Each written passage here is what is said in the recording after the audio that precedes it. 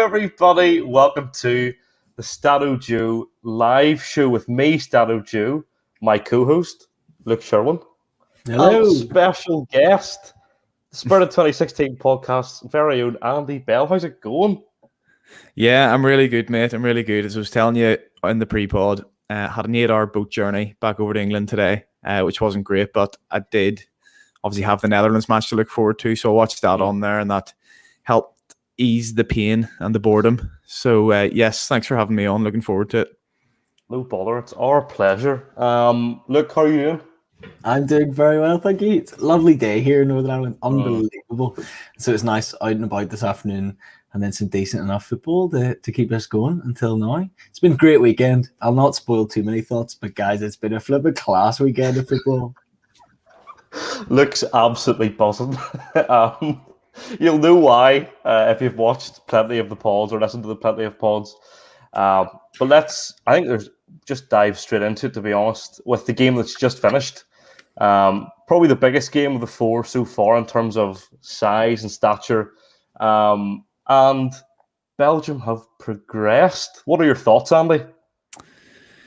Yeah, I would say it's like a game of two halves, but it was a game of 2/3 and then 1/3, because the first hour of that, I was kind of looking at the clock and I was thinking, like, I could get a good bit of sleep before I go into work tomorrow, because this is just not entertaining me at all. And it struck you as one of those games, like a typical round of 16 or latter stages of a tournament game, where two giants come up against each other, everyone's predicting a brilliant game, and they just kind of cancel each other out tactically, maybe a bit too focused on each other rather than their own strengths, and that's the way it was playing out. And bar that Hazard moment of brilliance, slash goalkeeping error, there was not an awful lot of quality on show. And then the last half hour was just completely different. It was different to anything you've ever seen from a Roberto Martinez side. I think he'll really enjoy that, because he's somebody who's really built a reputation for himself, a notorious reputation over the last 10 years for being a real naive manager, and a manager who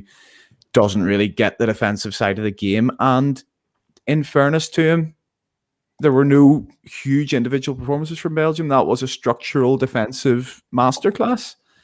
And it makes you think, could they go on and do something now? Because to everyone else and to everyone kind of talking about them so far, yes, they've looked good, they've brilliant players in attack, but can they do the other side of the game? You're going to have one or two games in a tournament, if you're going to win it, where you have to grind it out, like Italy did last night, like Portugal did in 2016 in almost every game. And they passed the test tonight. Absolutely, they did. And do you know, I thought tonight was quite interesting, because we've seen a lot of good football so far in the tournament. Tonight was the first game that reminded me of a big six game in the Premier League. Where both sides are sitting back and waiting for the others to make a mistake a bit more, especially in the first 60 minutes, as you say, Andy. It was not like what we've seen in the Euros. We've seen big games already. You know, we've seen France-Portugal, we've seen Germany-Portugal, we've seen games that have been relatively good fun to watch, high scoring as well. And so this one was a bit strange. Maybe kind of like the France-Germany game, the 1-0 in the group stage, but there was a very different feel to this game compared maybe especially to the three games that we'd seen already play out this weekend. I think that's knockout football with those big teams, though. You know, I think especially in that side of the draw, the Belgium-Portugal side of the draw is nuts. The teams that are sitting there, you know, Belgium's reward for beating Portugal is then to go play Italy. So it's not, you know, it's a really tough side in comparison to the other half of the draw, where you know, you have, you know, with the Netherlands going out, really, it's the winner of that England-Germany game are in cruise control almost, apart from Denmark. You know, Luke's a big Denmark fan. Mm-hmm. But we, you know, looking at that lineup for Belgium, very defensive setup. You know, Thomas Vermaelen starting for me was like, what? I saw that and I couldn't believe it. But you're really looking at a very, very defensive kind of shape from Belgium. They're playing that kind of 3-4. It's almost like a 3-4-2-1 kind of formation from them, or you know. And actually, in reality, Thomas Vermaelen got a 7.6 rating tonight, which is one of the best in the team. So he's justified his selection. But looking at those lineups, and Bruno Fernandes missed out on the Portugal lineup. Probably the right decision, Andy, from a Portuguese point of view, because he hasn't done much for them this tournament. Yeah, I heard Mourinho doing punditry the other day for whatever foreign channel he's doing punditry for at the minute, and he was talking about how Portugal had basically been playing with 10 men because Fernandes has stunk the place out so much. And I saw a stat the other day which was very interesting as well. I think it was a few days ago, so it might have been outdated in the last few days ever since the knockouts have started. But it was basically only 6 players from the Premier League have actually scored at these Euros, and like one of them Shaqiri, and he's like, he was basically saying that this is all to do with the fatigue of the Premier League and how the fact that they didn't have really a break last year. They went back. They're straight into this now. They're going to be straight into the World Cup in 2022. Everything is massively stretched on these footballers, and I think you see that with Fernandes coming on. I think you see. To be honest, I hate to bring the mood down, but I do think these knockout rounds are going to be significantly less entertaining than what the group stages were. For that reason, fatigue, players playing more minutes, and B, because I was looking at it today, and there's hardly any teams that have the ability to play at home now. All the games, I don't know if it's just how the draws has worked itself, but I was having a look at it and the venues, and teams are on the wrong side of the draw to play at home, apart from England, obviously. So it's basically a home tournament for England now. So like the only game they'd have to play that wouldn't be at Wembley if they were to get to the final would be against Sweden or Ukraine in the quarters. So, that's going to play a part. Obviously, there are certain venues like Budapest where the stadium's full, and you can get a bit of that kind of home atmosphere, or certainly something similar to what we're used to watching football pre-COVID. But yeah, that Italy game the other night compared to what you've seen in Rome, and the atmosphere and that anthem and the players all screaming out the last note, and it just gave you goosebumps. Whereas the other night it was just a little bit drab, and that was borne out in the performance. And I think you're going to see a little bit more of that as the tournament goes on. But I hope I'm wrong.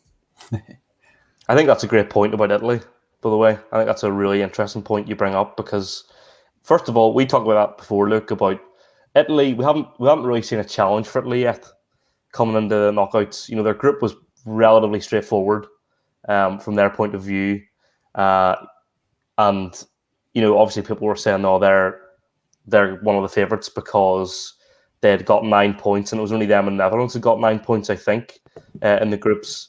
And then, as you say, Andy, they then went and played at Wembley in front of pretty much an entirely neutral crowd, really. You're not going to get that same number of Italian fans coming through. And they struggled massively. It was only some would consider it a controversial offside decision, or certainly a very close call for Arnautovic's goal that was disallowed, that ultimately got them through to the extra time, and then they found a kind of an extra gear. But yeah, I suppose while we're talking about that, we may as well kind of talk about it now, just while we're on that game. But Italy struggled against an Austria team that hadn't shown lots, didn't they, Luke? They did, yeah. It was a fascinating one because Austria lined up in a way that was slightly more normal than we've maybe seen from them, slightly more defensive in the group stage. And you look at the Austria team, and I saw countless tweets talking about it afterwards. Guillaume was talking about it on Twitter, just how the manager, Foda, isn't giving them enough, isn't letting them do enough. It's almost like we've talked about countless times, Joe, with Newcastle this season. There's quality players in this team, but the way Steve Bruce had them set up, they couldn't do an awful lot. And the same, I think, is the case with Austria. From a heart perspective, I was buzzing when Arnautovic's goal was disallowed because I can't stand the man anymore. But from a great and giving it that to the crowd as well, and then wasn't it? I know. We just don't like him, Andy. Any West Ham fans out there are with me as well. Everyone in England just hates him. So you've got good players, and Sabitzer. I thought Sabitzer had a really good game. I thought he's a really quality player. There's a reason he's linked with the big clubs. Well, big clubs, Tottenham, and I thought some of the other players did very well. But yeah, Italy didn't convince me. I've said it all along, is that I'd love to see how they do against a big team. And I think we saw the resolute defense of Italy, as always. Glad Mikey in the chat there, the West Ham fan, is agreeing with me. We all hate Arnautovic. But defensively, very solid. But going forward, Berardi, Immobile, Insigne, all of them didn't show up. Yeah, and they were carried through in extra time. But as you were saying, look, the front three didn't have particularly outstanding games. I don't think anybody really had a great game. And on your point about Austria and the Newcastle setup, I think, and you were saying about Sabitzer, I think Sabitzer's had a good tournament. He was very commanding in their first group game, if I remember correctly. And yeah, you're completely right about the setup of Austria. I think they showed a lot of heart in extra time when they were 2-0 down. They really had it laying the ropes towards the end of that second half of extra time. They got that goal and they made everybody a bit nervous. Yeah, and you've got to give them credit because Italy used their squad well last night, and it's probably one of the first times we've seen it in full effect in this tournament, is that they were able to bring on Pessina. They were able to bring on Chiesa, quality players off the bench, rather than some of these other squads that maybe lack a little bit more. We've talked about England having decent squad depth at this tournament, but maybe Italy have a few, players that not many people will have heard of. They'll play in the Italian league. They won't be household names here in the UK. But they can all come on and do a job. I loved Pessina's energy more than anything else. I loved the energy they brought into the side, and that's something I think we've seen lacking from a lot of the teams in the Euros. And Andy, Italy go on to play Belgium. Like, how do you think Italy set up for that game? Do you think they have a chance there to kind of show their class, or how do you think that's going to go down? Yeah, that is a quarterfinal, isn't it? That'll be a cracker game, I think. Italy, in the group stages looked absolutely untouchable. Those first two games, Switzerland and Turkey, two teams who, Turkey, a lot of people back them as dark horses for the tournament. A lot of players playing at Lille who are obviously on the crest of a wave after the title win this season. And Switzerland are just a notoriously horrible team to play, always get results and bore the life out of us. And they're like the underdog who nobody likes, not even from Northern Irish bias after what happened in 2017. They're like, nobody, they're so inferior, but nobody really gets behind them getting these results. So just a notoriously tricky team to play against. And they dispatched them as if they were just another weaker team at the group stage of a tournament. They bring in a few players against Wales, obviously, and their performance suffers a little bit, but ultimately they get the result. As Luke mentions, Pessina comes in, who wasn't actually in the original squad. He only was brought in because Sensi was taken out injured, and there's a few of those players who, like Locatelli's, ordinarily would be 6th or 7th choice. Pessina right the way down the pecking order, but I think Luke makes a good point as well about the players and where they're playing.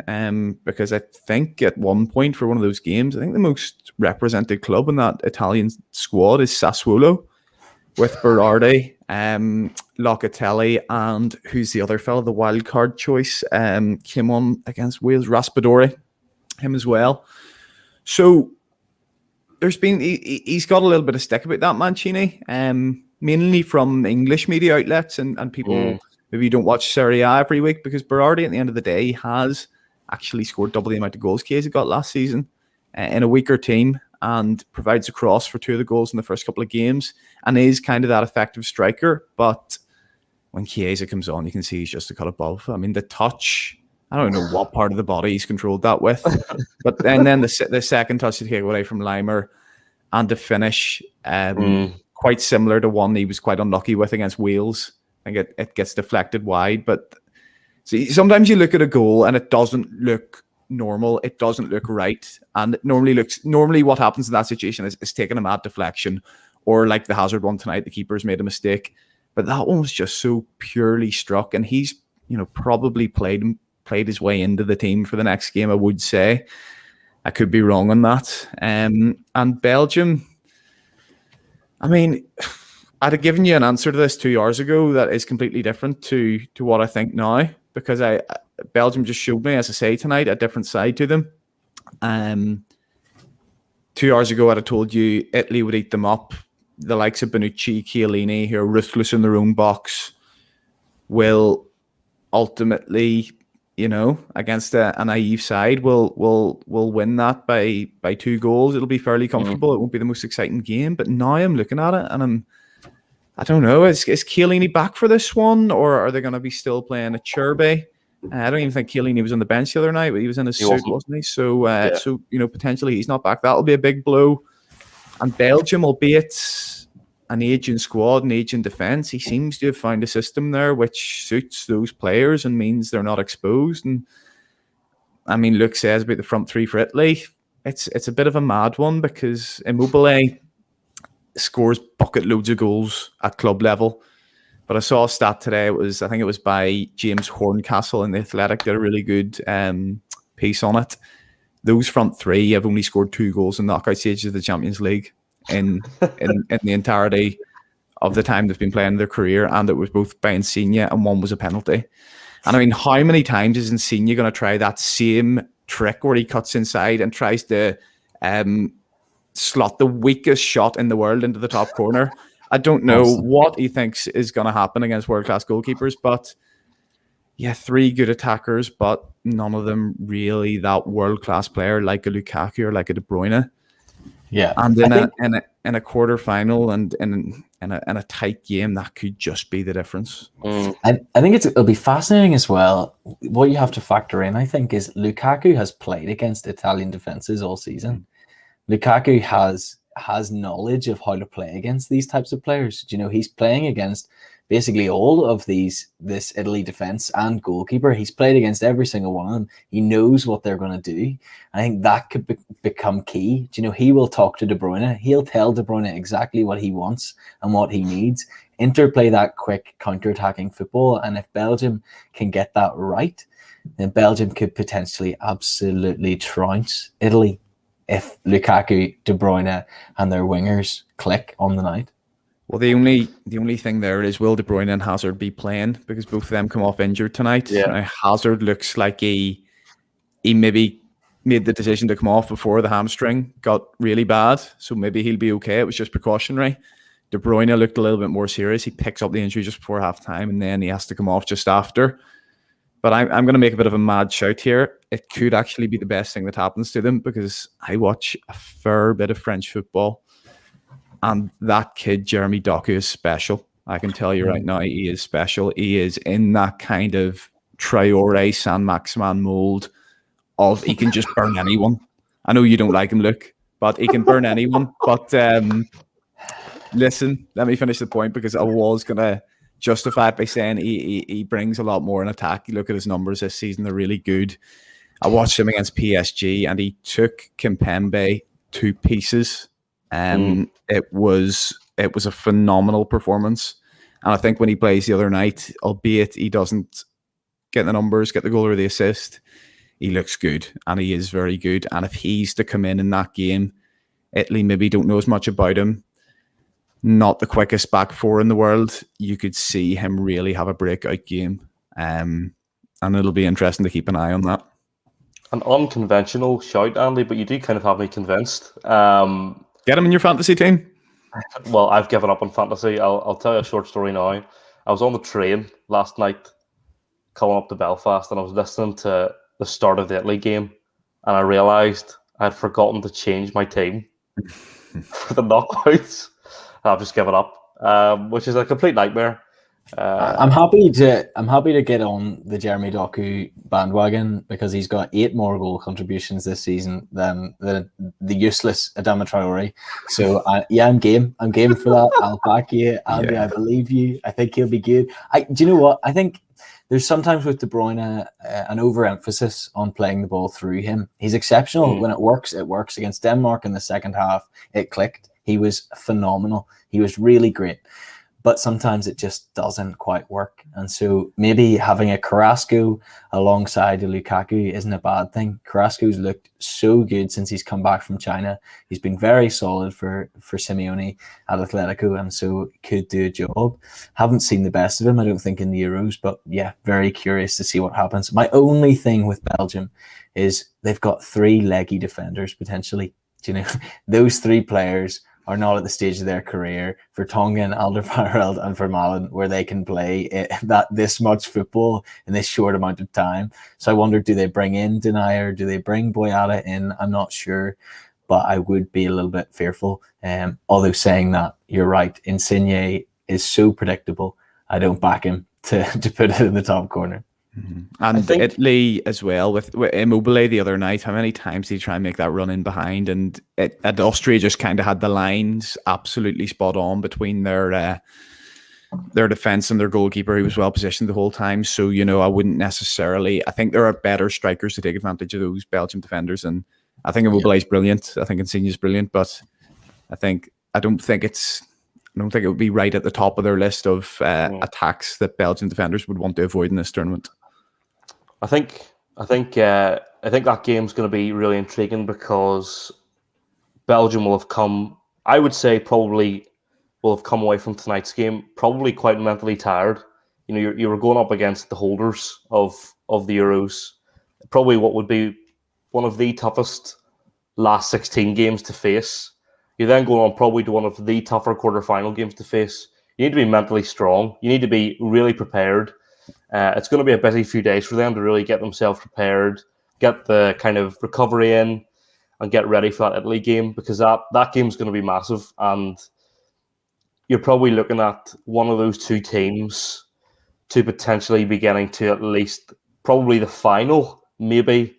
And I think that's going to be. It's almost like Belgium have played a final tonight against Portugal, another final against Italy, could then face Spain in the semi-final, and then they've got the final, or France. It is one of those mad sides of the draw where Belgium are going to have. If Belgium go on to win the Euros, there's absolutely no denying they deserve it, because they'll have played all of the best teams on the route to winning the competition. Not apart from Denmark, but and speaking of Denmark, they utterly annihilated Wales last night, and I hate to sound so blunt, but because they put us out of the Euros in 2016, kind of loved it. Kind of really enjoyed watching them get taken out. I mean, Wales were poor yesterday, weren't they? They were nowhere to be seen. Yeah, I'm a big fan of the home nations. Love the home nations. 9 times out of 10. Apart from when they play a team that I adore, and I adore Denmark. And so I was good into this game, hoping for an absolute rout, and that is what we saw. Oh, it was so good. I feel so vindicated. I've been saying Denmark are great. Had Christian Eriksen, the whole situation not happened, they would have beat Finland. They potentially could have held on for a draw against Belgium. Who knows? Although Belgium are great, as we've said, and they absolutely ruined Russia. And we've seen now Denmark, the first team in European Championship history to score 4 goals in back-to-back games. That is pretty nuts. Yes, it's against Russia. Yes, it's against Wales. Not the highest quality of opponents, but the team spirit and the unity that they showed yesterday, I absolutely loved it. It was such a good game to watch. So enjoyable, and fair play to Denmark. Absolutely. Like, Denmark are, as the Welsh players were putting it in the build-up, pretty much 99% of everybody's second team. After the Eriksen thing, even before that, I think a lot of people fancied Denmark. We talked a lot about Denmark, looking at our predictions, and controversially had them to beat Germany at the quarterfinals and had them through the semi-finals. But for me, I thought Denmark were very, very good against Belgium. Certainly in that first half, very, very good. Even in the second half, played well as well. Then they obviously completely destroyed Russia in their last game, and then they were very, very convincing against Wales. Andy, what went wrong for Wales, and how did you feel about it? It's difficult to say. The first goal is just a moment of sheer quality. From a footballer who is kind of, nobody really knows if he's any good or not. He was highly rated for a while when he was at Ajax. kind of went off the radar after that, but has really taken his chance. And the two finishes yesterday, albeit the second one's a bit of a gift, the two finishes are clinical, and you can see that kid has quality. And when you look at Denmark's team, I mean, I'm somebody who was a bit ignorant to them, to be honest. I wasn't really too sure about how good they'd be. I think a lot of the time with international tournaments, you get a bit of a narrative into your head about what a country's going to be like based on what they've been like at previous tournaments. And if a country's kind of done your head in or played boring football in, you get in your head that that's what they're always like. And it doesn't matter to you. It doesn't register to you that it's actually 4 years on. There's 8 different players and there's a different manager in there. So I think they're actually really good. I think you're talking about a team here who I think they'll win that quarterfinal. And I wouldn't bet against them in a semi either. Against England or Germany, England or Germany would be favourites for it, but nowhere near as much as will be made out. Nope. Nowhere near as much as will be made out. Because when you look through that Denmark team, there's Champions League players all over the place. Absolutely all over the place. I said that multiple times in our prediction show. I took the time to actually look through it today. And you have players playing Atalanta, Chelsea, Tottenham, AC Milan, Inter Milan. All and this is a team without Yusuf Poulsen, Eriksson. Vass is a player I've had my eye on for a while since he played at Evian when he was a winger. I think he's now a right back, but he's supposed to be a big player for them as well. And they match ruthlessness in attack with a really good structure at the back, and that's dangerous. Because not a lot of teams can boast that alongside, as I say, Champions League quality players everywhere else on the pitch. And just to answer your question dead quick on what went wrong for Wales, it's hard to know, really. The game kind of just got away from them. It probably wasn't a 4-0. I think Gareth Bale's reaction was kind of everyone when that fourth goal went in, because you thought, that's a bit rough on them. Yeah. And, they're doing okay at 1-0, and Williams comes on and makes a bad mistake, and then after that they're a little bit ragged. So I think 1 or 2-0 would have been fair, but I don't really know what analysis to offer other than just a bit of a lack of quality. Everything had to come through Bale and Ramsey. The other 9 players were just functional journeymen on that side, and that's absolutely fine, and they know that. But when you come up against kind of a team like Denmark, it's different, when they come up against Belgium 4 years ago or 5 years ago as it is now. I think you should put some credit, please, on Joe Allen's name. Fantastic player. I do like Joe Allen. I actually wanted Liverpool to keep him a few years ago. I was actually one of a very few set of Joe Allen fans. But yeah, he's in that mold where it's kind of just you give it to players who are a bit better than you, Joe, and know your place, which he does. But Joe, something you're used to hearing as well. That's what I do in the podcast. I just let you guys do the talking. I'll just sit and listen. Joe, I'll tell you what do I think went wrong for Wales? One man, Andreas Christensen. Denmark made a change about 20 minutes, not even 20 minutes into the game, 10 minutes into the game, because Gareth Bale and Aaron Ramsey were the focal points. And everyone kind of knew that going into the game, but it's hard to put anything into practice until you're actually in the game. Gareth Bale had a good chance in the first half, a shot that just went wide of the post. Ramsey was getting a lot of the ball. And so the Danish defence kind of shifted. It was a back 5, and it slightly shifted into a back 4 with Kjær and Vestergaard playing back. And Christensen sat just in front. And he was basically just told to free roam and man mark whichever one of those players was looking dangerous. And I think he did it superbly. Christensen has come on leaps and bounds under Thomas Tuchel at Chelsea since Tuchel's come in. And I think he's really appreciated the change from Lampard's PE, let's go out and play football, to Thomas Tuchel's German regimented defence. And he looks a completely different player. He looks confident. He looks good on the ball. He looks a really solid player. And playing at the highest stage of the game is really going to help him with that. And I think he did a great job at marking those 2 players. Also, shout out to Pierre-Emile Højbjerg. He is a rat. He is so grim. He would be awful to play against because he is just in there to foil people, in there to make big challenges and let Wales know. Dan James will be quaking in his boots at the thought of ever playing against Højbjerg again because he is just so frustrating to play against. And that combination of the 2, Højbjerg and Christensen, did a great job in the middle of the park. There's an interesting comparison on Christensen or on Højbjerg as well, and the role he's playing for Denmark to compare to what he was playing under Mourinho at Tottenham, and it's kind of like his average touches in these 4 games compared to over the season at Tottenham, and it's like a square of the pitch up. It's a notable difference, and he's playing higher. And that's not to say he's being any more or less structured or defensive in his play, but it's notable, and it suits him more, I think. You mentioned what you would call him, Dan James there. Look, Andy, we kind of briefly mentioned to us about Dan James. What would your thoughts be on Dan James going to kind of a mid-table Premier League club from United? Because I don't think he's getting anywhere near the development that he should be getting at United, and I think somewhere like a Villa or a West Ham would sit him down to the ground. Yeah, there's no doubt he needs space to run into. It's lazy analysis, but it's true. He looks dangerous. He looks like a player you don't want to be caught one-on-one with. The problem is that football's a team game, and if you know about him, then you're not going to leave anyone one-on-one with him. And the only real time he's looked dangerous is when Wales have been catching teams on the break towards the end of that Turkey game. And you don't get that at Man United. You don't get games like that. You might get 10 minutes at the end when a team are chasing it, but is that what you want your career to be, coming on for the last 5 minutes, kind of the way Victor Moses was in 13-14 for Liverpool?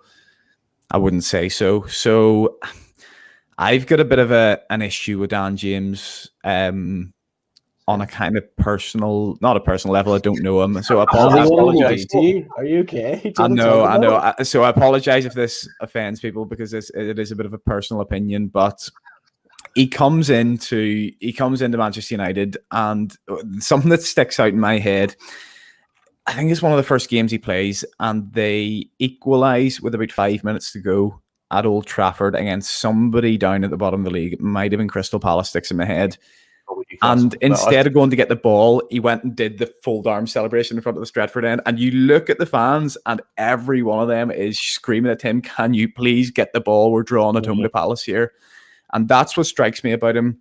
When he comes off in the first game, I think he gets hooked off on the R, and he throws a real strop over it. And if it's Gareth Bale, you're like, fair enough. If it's Aaron Ramsey, it's fair enough. These people have proven themselves for their country. They've produced big moments, both in this tournament, both in Euro 16 and across the course of their careers. And to me, Dan James hasn't done enough in his career, albeit he's a good player, albeit he's an exciting player, and albeit he's a good player, certainly for Wales to have in the squad. Certainly I'd take him in Northern Ireland squad. But he strikes me as somebody who just hasn't done enough to justify the way he acts and the kind of mentality he purports to have on the pitch. And I don't know. I don't think that bodes well for the next few years of his career, unless somebody kind of tells him to get his ass in gear. I 100% agree with you, Andy. I can't remember what game it was. It was one of the podcasts we did, Luke, and I think it was maybe the Europa League final, and I was kind of talking about Dan James. How I just think that he thinks he's better than he actually is. In terms of, I think he thinks he's at a higher level than he is. Wouldn't be like a United player, too. Wouldn't be at all. Wouldn't be not at all. But I think I honestly do feel like a move to a mid-table club would help him. The only issue is that I think he goes into a mid-table club thinking he's better than that, even though he's not. Do you know what I mean? Like, I think he thinks, well, I was at United. That's the attitude I get from him. Like you were saying about the strop, Andy, part of that for me is he probably goes, I'm a Man United player, why are they taking me off for a championship player? Yeah. Like that kind of thing. Also talking about Wales, I saw a lot of people chatting about, and it reminded me of kind of Northern Ireland, in that people were talking about how Wales lacked squad depth, and that was why they struggled to get any further than they did, and they did well to get where they'd gotten, and I agree with that. I think getting 4 points in that group was actually a very, very good result for Wales.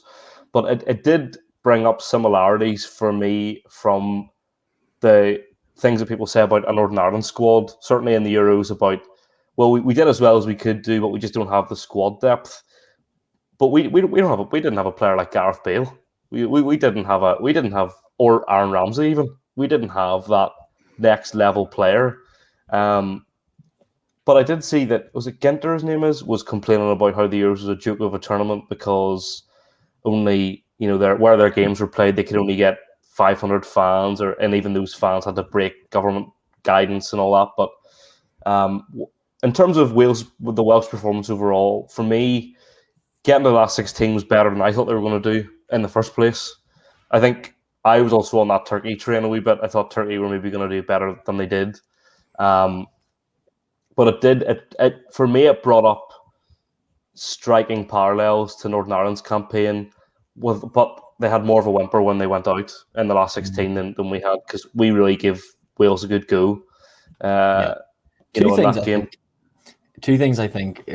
Fair play, statistically wise, Wales have this is the worst they've done in a European competition or in a major competition ever in their history. They've only qualified for 3, so it's not that impressive. But the fact that the last 16 is their worst progress, that's pretty good. Fair play to Wales. That's a good stat to have. But on the Dan James point, you see a man big for his boots. Look at the Danish players yesterday at either side, Striger Larsson and Mahler. The two of them, an Atalanta player and a Udinese player, either side of the pitch, and they just went about their business. They did not think, I'm better than these Welsh players. They did not think, I'm going to do this, I'm going to do that. Mahler played an incredible ball through a Damskar for the first goal, and then he passed it to Dolberg, and they scored a goal. The vision on that was incredible. The work rate constantly down the left, and then he switched to the right in the second half, and the work rate down the right to eventually get himself a goal. A top quality performance from somebody who nobody had really heard of before the tournament. And the same, I thought, from Striger Larsson, came into the team because Vass was injured. Nobody really expected too much from him, but I thought he played cracking down the right-hand side, ran Dan James away, tracked back on Dan James countless times, and just did a really professional performance. And again, I like to feel vindicated by things I say, because very rarely do I get things right. But whenever we chatted about Denmark, I feel like I said 3 or 4 times, this Denmark squad are better than people realise. I said that so many times. I said, you look at that squad, and as Andy, you had mentioned about the players they have, let's not forget, Martin Braithwaite is a Barcelona legend. Let's not, do you know what I mean? Let's not underplay this. So true. Such a legend. But, even Kasper Schmeichel on Nets, who for me is one of the most solid keepers in the Premier League. That Danish team are far better than people think. So that's just what I say. Just a quick point on the squad. A lot of people talk about this, the squad depth, and yes, and it's a big thing in the Premier League. It's a big thing in over 38 games in a season. In an international tournament, it's not massive. There was a manager, I can't remember who it was. There was somebody basically doing the punditry, or maybe it was an article somewhere, and they basically said that when they were picking their international squads, they picked 16 or 17 players that they were going to use, and then the last 5 or 6 was purely based on who you want around the squad, who you want around the dressing room, the type of characters and the type of people to instill the mentality. So, like you see a team like Italy's, and their 16 or 17 they call it very flat, in the sense that there's no drop off really from the first 11 to the bench. You replace Berardi with Chiesa, you get more or less the same, if not a little bit more. You bring off Locatelli for Pessina, or Barella for whoever it may be, and you kind of have that same level. I think that's a big thing, and Wales probably do have that, because listen, as I say, the other 9 players, and I feel bad kind of bunching them all into one, because there's different quality players in that, and Dan James is probably a little bit better than the rest of them. Thinks he's a lot better than the rest of them, but he probably comes off, and they probably can replace him with somebody like that. But yeah, it's ultimately, they just didn't have the quality to break them down. They couldn't get Bale and Ramsey into the game, and they needed another outlet, and there were just too many kind of functional journeymen around them. Yeah, it was in the Spain game. It was the commentary in the Spain game. They mentioned that because it was talk about Ramos. It was talk about, would you take Ramos in the squad? And basically, Luis Enrique, or whoever it was, basically said no, because he will want to play, but I don't want to play him, and so he's just going to cause unrest in the dressing room. I love that. I love that idea. It's like the England squad. Anybody complaining about Maguire and Henderson being in the squad is ridiculous, because they're the type of players who are professional and you want in the dressing room. Even if they're not going to play, you want them there, especially when you've got a couple extra players comparatively to what you would have had in a normal year. So yeah, I think with Denmark, you've got a close-knit 18 plus a few more who are just professionals and will do a job if you ask them to. Do you know what I find funny on the whole Henderson Maguire thing? a lot of people have been ringing up these shows and stuff and saying they shouldn't have gone because look at Spain. They've not taken Ramos and they're just being ruthless about it. If Pau Torres messes something up in the quarterfinals and they go out 1-0, every single commentator across the globe will be talking about why they didn't have Ramos in their squad.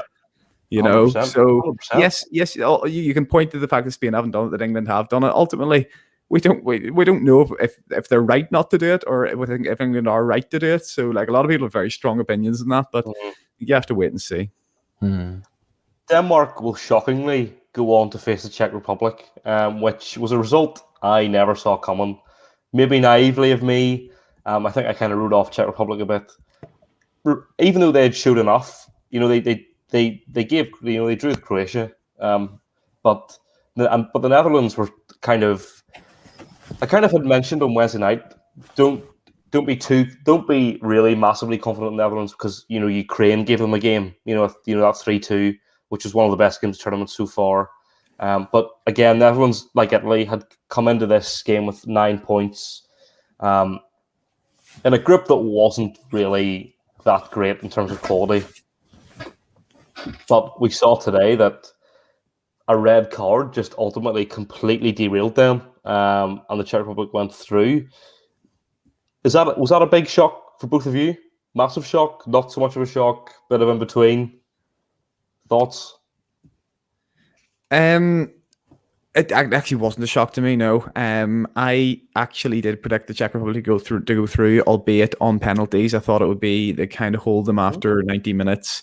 I predicted Netherlands in our first podcast over Spirit of 2016. I said they'd be the flop, and I was giving it the big one to all my mates this week about how I didn't fancy Depay in that one. And I had Depay right the way through in my fantasy team throughout the group stages. Got the 12 points against Macedonia, and I was saying, I've just got a feeling about him. I've just got a feeling about the Netherlands. And 20 minutes in, I felt like the biggest fool in the world because they were looking amazing. They were getting forward. Dumfries and Van Aanholt were getting loads of touches in the final third, as they have been throughout the tournament. Malen was looking decent. Depay was showing some nice touches. The only real thing that we hadn't seen, that we'd seen previously in the tournament, was Wijnaldum's effect. He didn't really get in the game at all.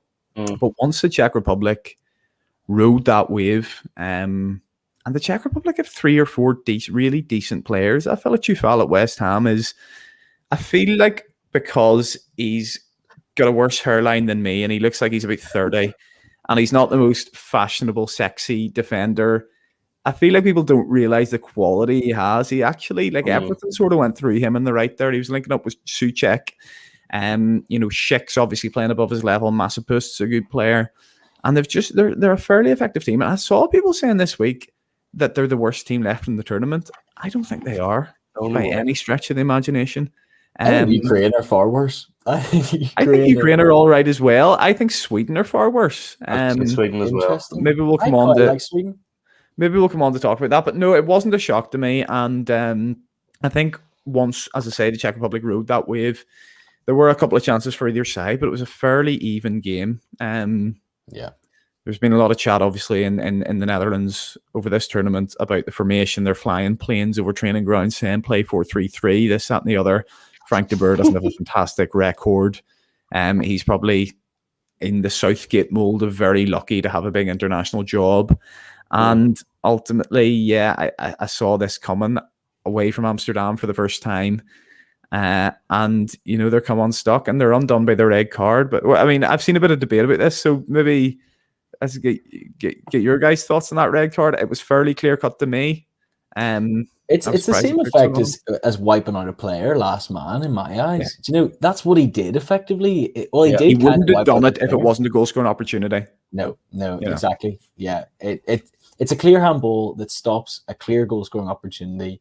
Do you know, that's a red card. It's stopping a goal. You know, they say denying a goal scoring opportunity is the red card when you're last man. And I think that's exactly what we saw. So for me, it's nice to see the ref go and look at it. Nice to see the ref actually make his mind himself, because that is a big decision and a kind of controversial one. I thought it was Anthony Taylor up until and including the VAR check. Yeah, that's fair. They're both aggressively bald. Especially when you see them from the back, you know. Fair. Aggressively bald. Very aggressive. Yeah, viciously so. I don't want to sound like a broken record, but I'll say it again and again. how on earth is Martin Stecklenburg playing for the Netherlands? He doesn't know. play club football. He's terrible. He's not a good goalkeeper in any capacity. And here, I think we saw that again. He's just an average goalkeeper who's old. Yep, fair. I'll give you that. I will feel vindicated. Love Kufal. Picked him in my team of the year in the Premier League this year. I thought he's had a cracking season. Controversial because there's so many right backs that are quality in the Premier League. But I think he had a good season and a good game today. Good tournament so far. I think you're right in that it was 5 shots apiece first half. Do you know, first half was very even. 1 shot on target, only across the board, and that was for the Czech Republic. Possession, the Netherlands had slightly more. But, you know, a red card in the 55th minute changed everything. A red card, as we've said, probably deserved. But, yeah, in the second half, the Netherlands had 1 shot. Just one. And it was off target. So the Netherlands had 0 shots on target in a last 16 tie at the European Championships against a team that nobody thought they'd lose against. That is really poor from the Netherlands. I think sums up basically their tournament in that they've played average teams and they've now played a team that are slightly better, and they've been really poor. I think we need to mention the comment that was put in on Wednesday about, was it Peter Emerson put that in about the fact that, was it 8 of the players play for Slavia Prague or played for very recently. So there's a lot of team chemistry in that Czech Republic side. Same with Ukraine. Ukraine is because a lot of Dynamo Kiev. And Shakhtar, it's something like 18 of their 26 play for either of those clubs. Yeah.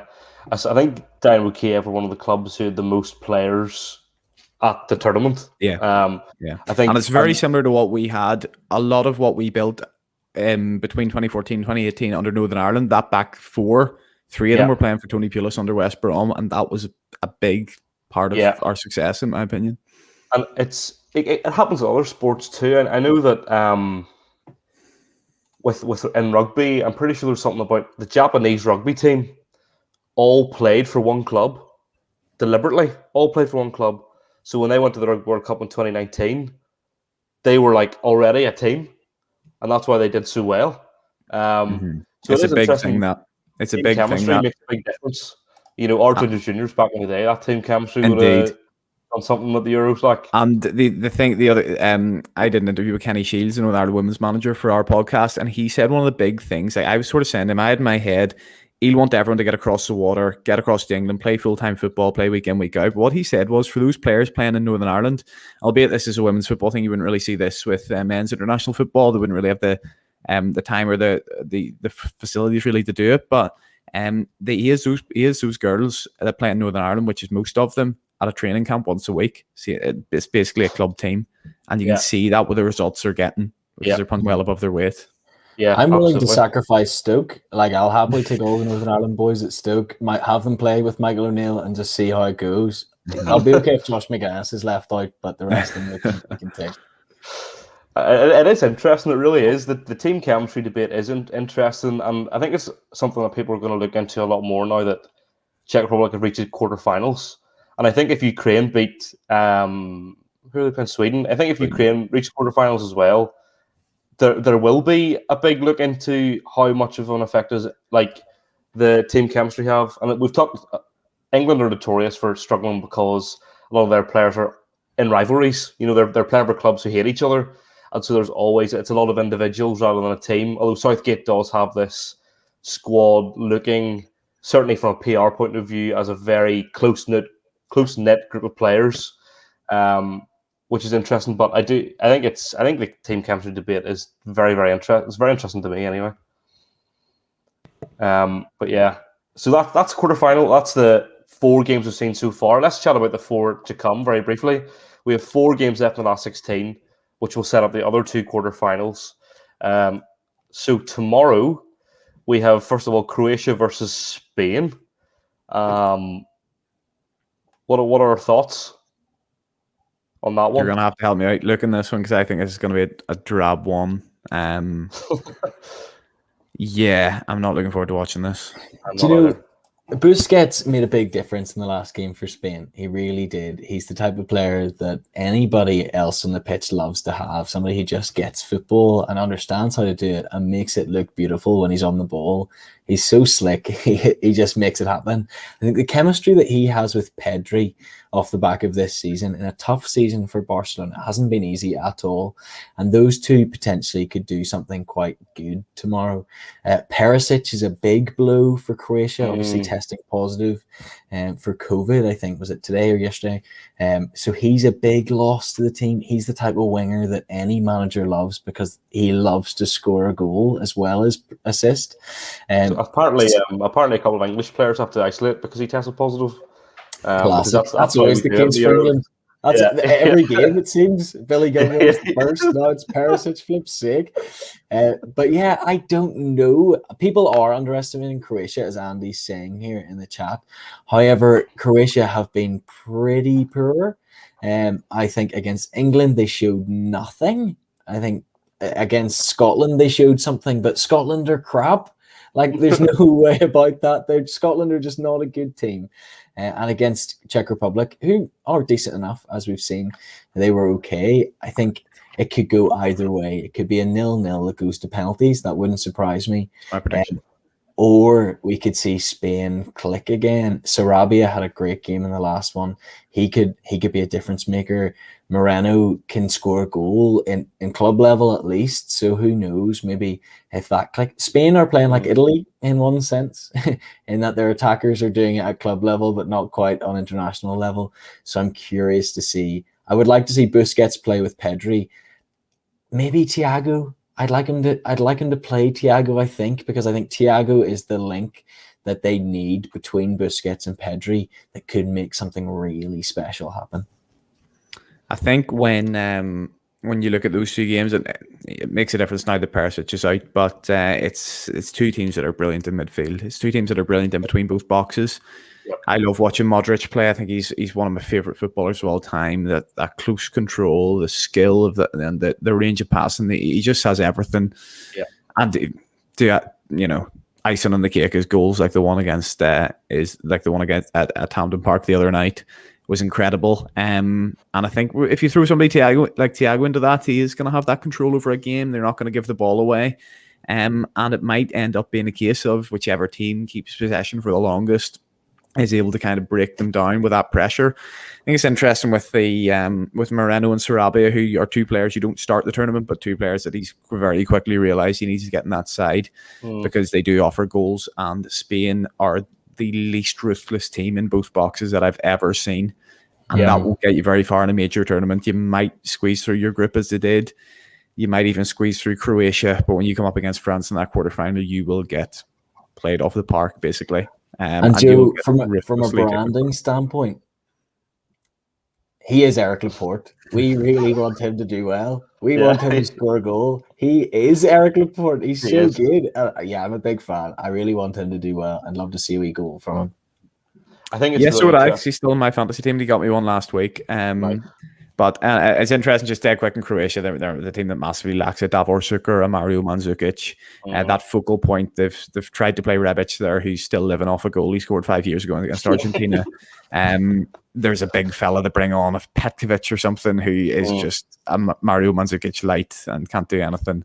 But in behind him, they have 3 or 4 really good players. And the Perisic, in terms of attacking quality, the Perisic injury might not be too big a deal because they have the likes of Brekalo on the bench, they have the likes of Pasalic and Vlasic as well, who didn't do very well in England but actually has done pretty well everywhere else he's been. So it's an opportunity for one of them to come in, and they are players who can provide a moment. And in a game like that, it could be a mad one. It could be a Nikola Vlasic who comes up with a goal and makes a name for himself. And let's wait and see. As I say, I'm not particularly excited for it. You said, Andy, predictions 0-0 penalties. Who do you have to win? Croatia. I don't think Spain. I think I was saying the other night on if it goes to penalty, Spain have missed their last 5. So I reckon Croatia should just keep sticking it wide for a laugh, see how long they could make it go on for, because there's no way. Interestingly, they're waiting for De Gea. They're waiting for De Gea. Come to me when you come on to talk about the France game. Come to me on the penalties, because I've got an interesting stat for you. Oh, interesting. Well, we are actually going into the France game now. So France-Switzerland, quickly, France to win for me. But Andy, you've got a stat for us. We're on the StattoJoe podcast. We love the stats. Hit me with your stat. Well, it's a bit, this is a bit of a mad one because everyone remembers 2014, the Tim Krul substitution for Jasper Cillessen, when Louis van Gaal said there was no rationale behind it other than to confuse the Costa Rica players. Now, do you know who the worst goalkeeper is across their career for saving penalties in the Euros of the first 16? It's Hugo Lloris. Do you know who the best is in the whole tournament, including sub-choice keepers? The best penalty record in the Euros? Mike Maignan of Lille. He saved over 30% of the penalties in his career. He's notorious for it in Ligue 1. So you've got I think Hugo Lloris is somewhere at like 6.8% and Maignan's over 30 across their whole careers. Wow. So listen, the way Switzerland play, there's every chance they could take them under in 20 minutes, and I think it'll be very interesting to see what Deschamps does there. I think this is going to be it's going to be like a Man City versus Newcastle list. It's going to be Switzerland are going to sit back and France are just going to try and bombard them. You know, they're going to keep knocking at the door, I think, because Switzerland, I don't think, offer very much at all. Excuse me? Jordan Shaqiri is going to score a bicycle kick. Switzerland are going to win. They're going to go nuts. France are out. Portugal are out. Everybody is partying. There you go. Wild prediction. A 1-0 Shaqiri, either bicycle kick or from 73 yards. Yeah, you'll get a lot of love from the Shack for me. That's something we can shake hands on there. Look, obviously, being a player who's been a cult hero over the last few years for Liverpool, any man who scores a brace to knock Man United off the top of the league just before Christmas will always be a hero in my eyes, no matter how ineffective they've been for 2.5, 3 years now. Let's be honest. He's a player who can produce a moment of magic if you can get him in a position. He's no tactics, just vibes. Shaqiri, he really is. Like he's a player who will give you nothing in terms of your structure or your attacking build up or your pressing. But if you can get the ball at his feet in an attacking area, it can produce a moment of magic. That's what international tournaments are all about. That's why Shaqiri was perfect. He's the exact opposite of Traore. Yeah, no, I'm joking. Yeah. That's why Shaqiri was perfect for us in 2015-16. Mark Hughes literally, I reckon, told them before the game, all right, guys, no tactics, just vibes. And that's how we played for the whole season. He just was like, all right, Bojan, give it a go. Arnautovic, Shaqiri, have fun. And we did. We had fun. And yeah, it is that sort of case of Shaqiri will come up with a moment potentially, like he did in the last game there, getting a couple of goals, showed his quality. Didn't do much the other two games in the group, but was good for that one game. So yeah, I think France will come out of it probably, unless it's a 1-0 win for Switzerland. Yep. So that could set up then potentially France-Croatia, France-Spain quarter-final. Two interesting games either way. And then we move on to Tuesday with arguably the next biggest game being England-Germany. Let's not forget this is in front of 44,500 fans at Wembley. So it's going to be a predominantly English crowd. Could that have an effect in the game? Do you think, Andy, it's going to maybe have an effect on the result? I actually don't think so. I think this is a game that's going to be purely decided on tactics. It's a very interesting tactical matchup between the two. Germany absolutely ripped apart. They absolutely ripped apart Portugal in that first game when Bernardo Silva, Rafa Silva, Diogo Jota didn't want to track back. When they did, they weren't effective at it. They didn't know where to be. Yeah. And Goossens and Kimmich just ran riot. Goossens gave them a bit more width and pushed higher up.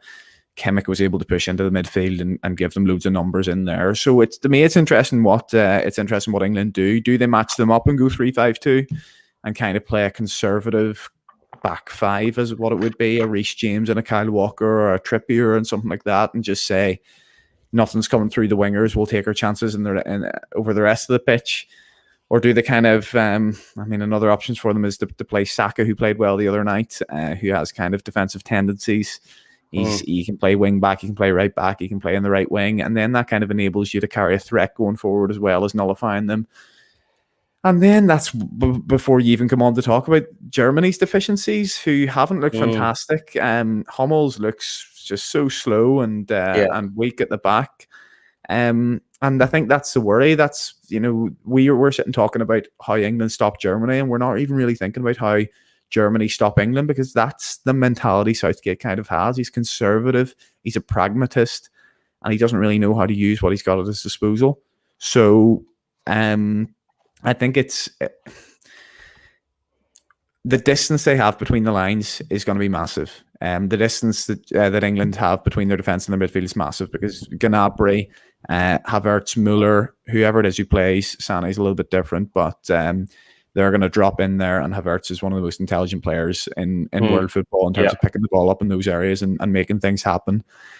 Obviously, Rice and Phillips should be conducive to nullifying that as much as possible, but all it takes is a moment. And you've got a footballer in there, Thomas Muller, who I believe has never scored a goal at the Euros, but he has just got a knack of being in the right place at the right time, and that's just something that could decide a game like this.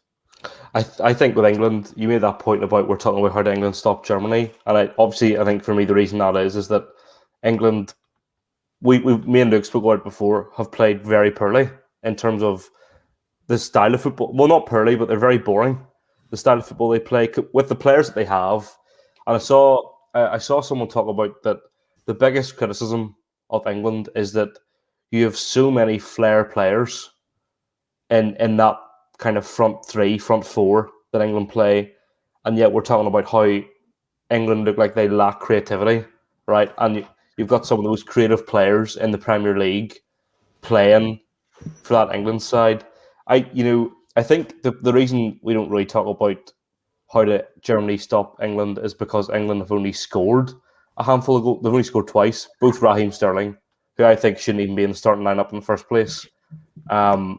For me, it's one of those things that just seems quite bizarre. But it takes an exceptionally average manager to not be good with Harry Kane.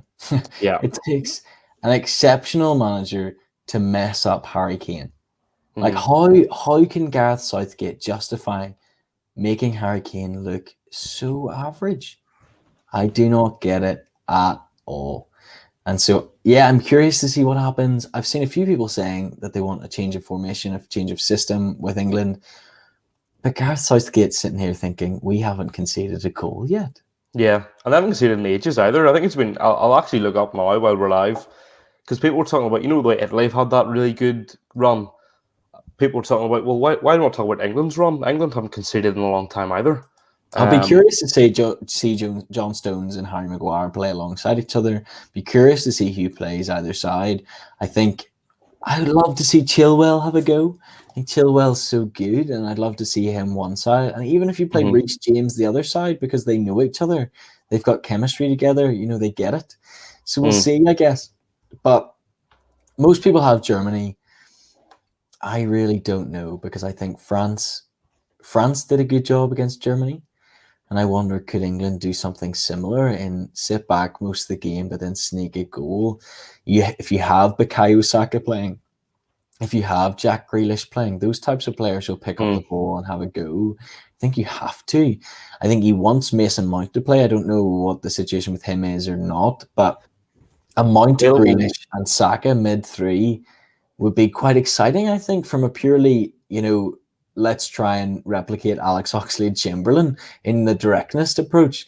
I think that would be a good 3 to play, but there is, as Andy was saying there, that gap between Rice and Phillips. But Phillips tried to do it in the Croatia game, and I think it was effective for about 20 minutes, but he needs to try and prolong that over the 90.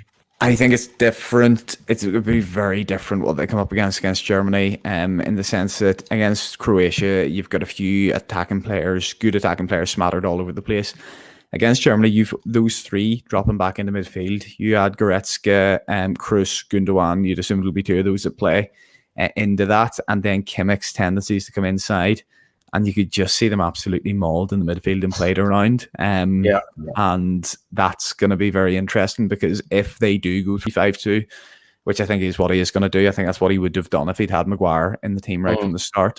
Then, those 2 wing backs are going to be focused on the Germany wing backs, and it's going to be a battle of the midfields. And Germany's midfield is a lot more versatile than what England's is. Yeah.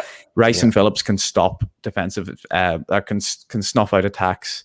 Germany have 6 players who can play in about 1 million different positions there, and that could be big in a tactical game, in a cagey game.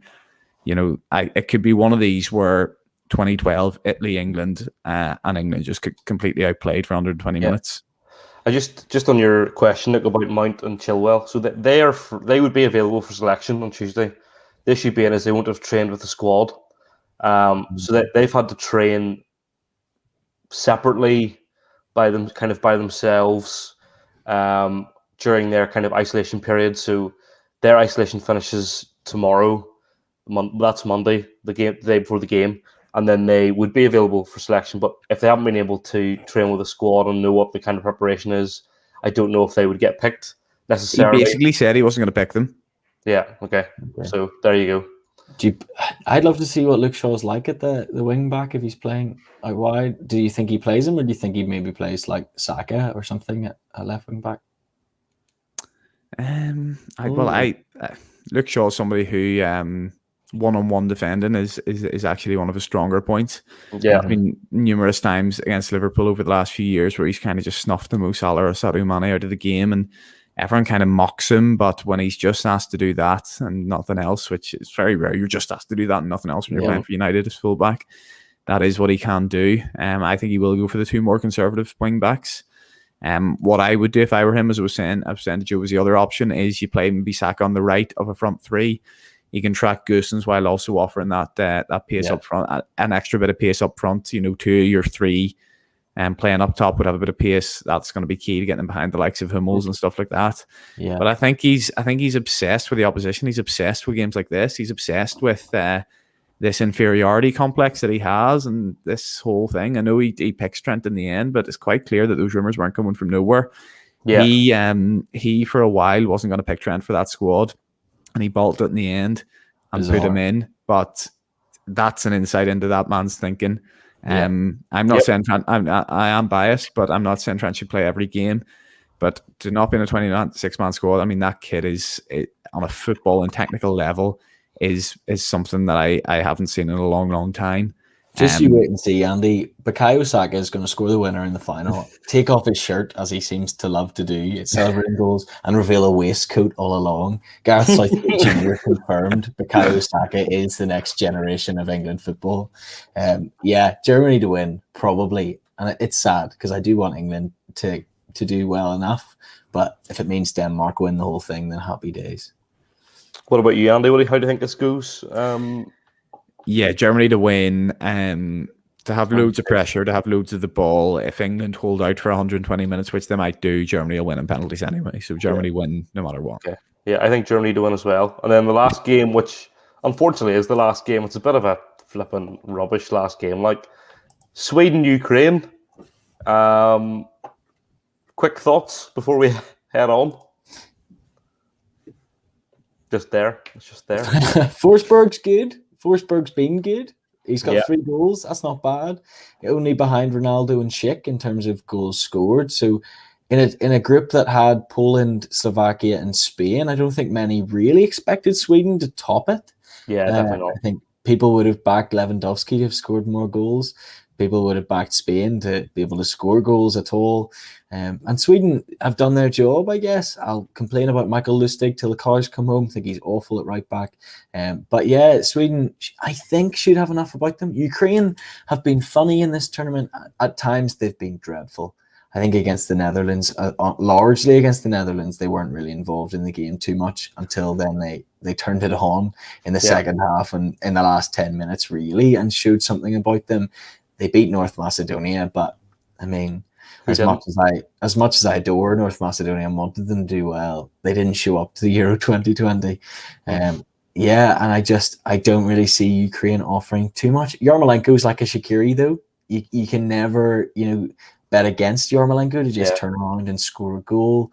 They've got some solid players and chemistry, as we've said, but I think Sweden could do a job, and I would love to see Isaac get a goal. Andy? Yeah, I actually think it's going to surprise some people. I think it's quite a good crap game to have in a knockout round. I think, as I was saying earlier, Ukraine have that cohesive nature of their squad with their players playing in clubs. And you hear Dynamo Kiev and you hear Shakhtar Donetsk. You sort of think, well, they're playing for the clubs, but look at the level they're playing at. Those two teams regularly qualify for the Champions League. Shakhtar Donetsk beat Real Madrid home and away this year. didn't qualify on goal difference, and they're the second best team in that league by quite a distance. Kiev win it every year, and the players they do have playing in the other leagues in Europe, the likes of Yaremchuk, who I like up top, scores a bucket load of goals in the Belgian league. Malinovsky's brilliant. There's a couple of players playing for Atalanta, and then you've got Yarmolenko and Zinchenko, who are playing kind of at the top. Yarmolenko's not, but he every time he puts on a Ukraine shirt, he seems to he'd really turn it on, and I think he's only a few goals away from the all-time record, Shevchenko's record. So he'll be chasing that. And Sweden, I swear Sweden have had the exact same 11 for the entirety of my lifetime.